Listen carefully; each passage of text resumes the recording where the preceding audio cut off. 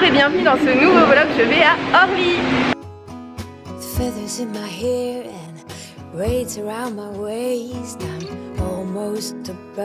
Je suis à Paris et je vais en Croatie. On est en pleine crise du coronavirus. Je passe par Orly avec la compagnie Transavia. Et suivez-moi dans mes aventures, je vais vous montrer s'il y a des mesures de sécurité, d'hygiène, etc. J'ai encore mon masque du transport et je m'apprête à le remettre pour aller dans l'Orlybus. Donc je respire, j'arrive plus à parler.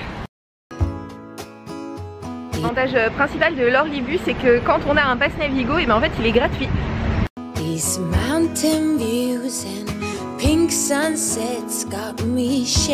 L'Orlybus, comme un peu partout dans les transports parisiens, il y a des petits signes d'interdiction de s'asseoir pour qu'on puisse s'asseoir un siège sur deux.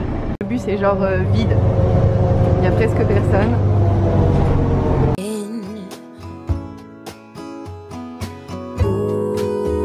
Je viens d'arriver à Orly, il y avait 2 passagers dans le bus qui sont encore là sur l'escalador avec moi. Et je vais voir combien il y a de personnes dans Orly. J'imagine qu'on va être plus de 2.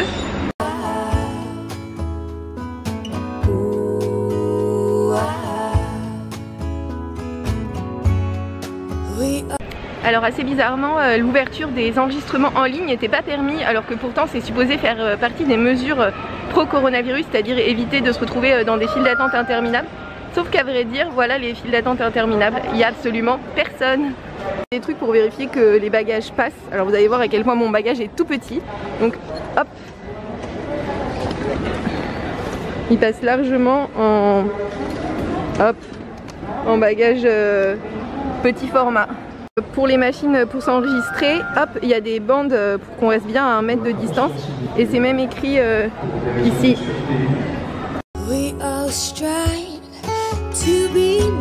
Je vais passer la sécurité maintenant. Hop, je suis déjà devant le boarding. En fait, il est tout petit ce terminal. Alors partout, il y a des marquages au sol. Bon, en fait, qui servent absolument à rien parce que l'aéroport est vide en fait. Regardez tout ça, ça devrait être une file d'attente et il n'y a absolument personne. La sécurité, très clairement, on met notre sac à dos dans une barquette qui n'est pas désinfectée entre chaque personne, donc c'est un petit peu gênant. Cela dit, juste après, il y a un distributeur de gel hydroalcoolique juste à la sortie, donc en fait, bon, notre sac peut être infecté, mais sûrement pas nos mains. Il y a des fontaines à gel hydroalcoolique. Hop, vous mettez votre main là, avec une petite pédale. Hop, il y a des petits panneaux indicateurs partout. Alors au niveau du duty free, il y a du gel hydroalcoolique, mais tous les 2 mètres. Il y en a un là-bas, encore un là. C'est incroyable. Alors cette fois je viens de passer l'immigration, c'est le seul moment où on nous demande d'enlever notre masque, c'est pour contrôler que notre photo de passeport correspond à notre visage qui se trouve du coup en dessous du masque. J'ai plus qu'à attendre l'embarquement, j'ai une super jolie vue sur le tarmac. Alors voilà les toilettes, elles sont plutôt cool. Il y a de l'eau, du savon, le séchoir et... ah, je crois que ça c'est pour changer les bébés sans doute. Et elles sont super grandes, on peut mettre le chariot à l'intérieur. Des mesures sanitaires actuelles, nous vous rappelons que le port du masque est obligatoire durant les phases d'embarquement ainsi que pour toute la durée du vol. Les mesures de distanciation doivent être respectées et un embarquement par groupe de 20 passagers sera effectué en porte.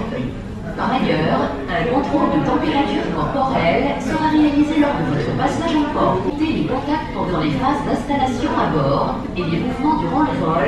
Nous vous recommandons de limiter vos accessoires et vous rappelons qu'un seul bagage à main par personne est autorisé en cabine sur les vols de la compagnie Transavia.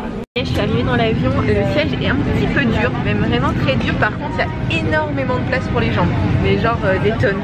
Il y en a moins dans les longs courriers. About 18 days due to last technical verification of the aircraft, as you could see.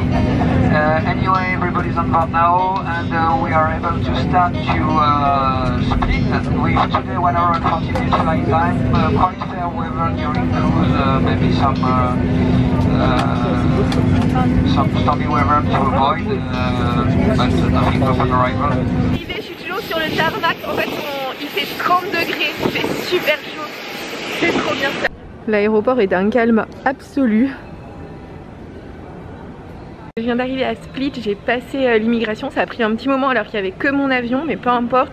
Ils m'ont demandé où j'allais et je leur ai dit à Šibenik, et maintenant je n'ai plus qu'à aller à Šibenik parce qu'en fait pour une fois je ne dors pas là où est l'aéroport, mais je dors des kilomètres plus loin. Donc il faut encore que je prenne un taxi et un bus avant de rejoindre enfin la ville de mon hôtel. C'est pas fini mon petit périple. Alors d'habitude j'aurais pris ce type de navette pour aller à Split, seulement là je vais pas à Split, je vais à Trogir parce que l'aéroport est à côté de Trogir et moi Trogir est plus près de là où je dors. Donc en fait je vais d'abord prendre un Uber jusqu'à Trogir puis un bus de Trogir à Šibenik. Voilà, c'est mon aventure qui continue, il fait trop beau, c'est trop bien. Alors finalement changement de programme, je viens de prendre le bus que j'avais dit que je ne prendrais pas parce que tous les chauffeurs Uber refusaient de me prendre au motif que j'étais seule ou parce que je n'allais pas à Split et du coup ça leur faisait une course plus courte et à mon avis qui les intéressait pas parce que personne n'allait faire le retour. Donc du coup je prends un bus pour Split et un autre bus pour aller à Šibenik. Autant vous dire que là j'en ai pour 3-4 heures encore de trajet mais c'est pas grave parce que je vois la mer et je crois que je vais voir la mer pendant tout le trajet.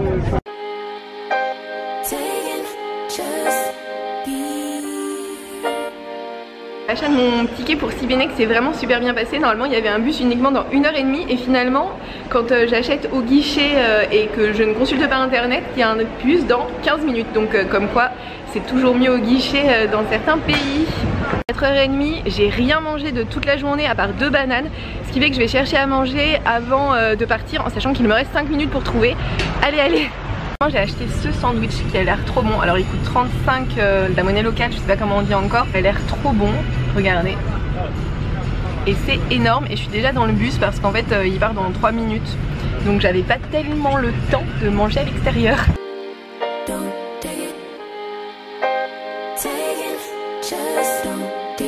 Le sandwich était trop bon. En fait c'était une pâte à pizza avec légèrement de la sauce tomate et un tout petit peu de fromage, mais vraiment un tout petit peu, qui englobait une tonne de légumes et du poulet mariné. C'était vraiment délicieux, c'était hyper copieux. Je pense que j'ai mangé pour 2 jours, enfin au moins jusqu'à dans 3 heures l'heure du dîner. Mais en tout cas franchement j'espère que c'est une spécialité croate et que je vais pouvoir retrouver ce type de sandwich partout.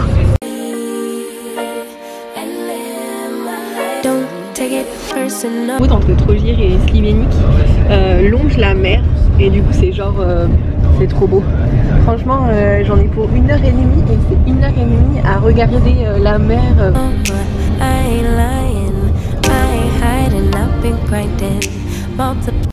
Je viens d'arriver à la gare routière de Šibenik. Mon auberge est juste là, enfin mon hôtel plutôt est juste en face de la gare, donc il me reste juste à traverser la route pour être dans un lit.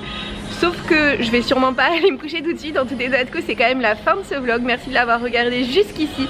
N'hésitez pas à le liker si vous l'avez aimé et à vous abonner pour voir celui de la semaine prochaine à Šibenik du coup. Rebondissement, en fait le gérant s'est trompé de chambre. Alors j'adorais ma première chambre, mais regardez ma deuxième chambre. Elle est super grande et super belle. Franchement c'est une des plus jolies chambres que j'ai eues. Bon je ne loue jamais des chambres incroyables, mais pour 32 €, voilà ce qu'on peut avoir à Šibenik au mois de juillet. Bon pendant la pandémie de coronavirus peut-être qu'ils ont un petit peu baissé leur prix, mais quand même c'est trop bien.